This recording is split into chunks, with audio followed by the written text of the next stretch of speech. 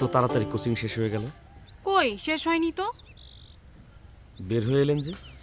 আজকে একটু আগে ভাগে ফিরতেছে। ঠিক আছে, চলুন। আজকে আপনার এগিয়ে দেওয়ার দরকার নেই। এসে যখন পড়েছি তখন চলেন। খামাকা কষ্ট করবেন কেন? কষ্ট হবে কেন, ভালোই তো লাগে। আচ্ছা, আজকে তো আপনার রুটিনে আসার কথা ছিল না। আপনাকে তো আগে বলেছি আমার সব রুটিন এখন ওলটপালট হয়ে গেছে।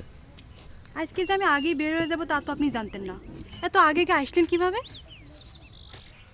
না মানে এত মানে মানে করতেছেন কেন? বলতে কেমন যেন লাগছে। বইলে ফেলান। বলে ফেলবো? দেরি করে না তো, আমার আবার ফিরতে হবে।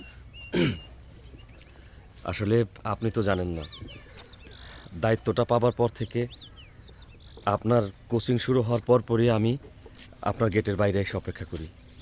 ওমা, আপনাকে তো কষ্ট করতে কে বলেছে? ছুটি হওয়ার সময় তো আপনি আসলেই পারেন। অপেক্ষার মাঝেও একটা ভালো লাগা আছে। বুঝতে পারলাম না। আরেকদিন বুঝিয়ে বলবো। আমার শুনে কাম নাই। সেটা পরিস্থিতি বলে দেবে। এখন আপনি বাড়ি যান, বাড়ি যায় রুটির মতো কাম করেন, আমি রওনা হব। কিছু দূর এগিয়ে দিই। চলেন। আপনারা তো তারা কিসের বলবেন না? আজকে কুসুমরে দেখতে আসবি। সেই কুসুম এত তাড়াতাড়ি বিয়ে হয়ে যাচ্ছে?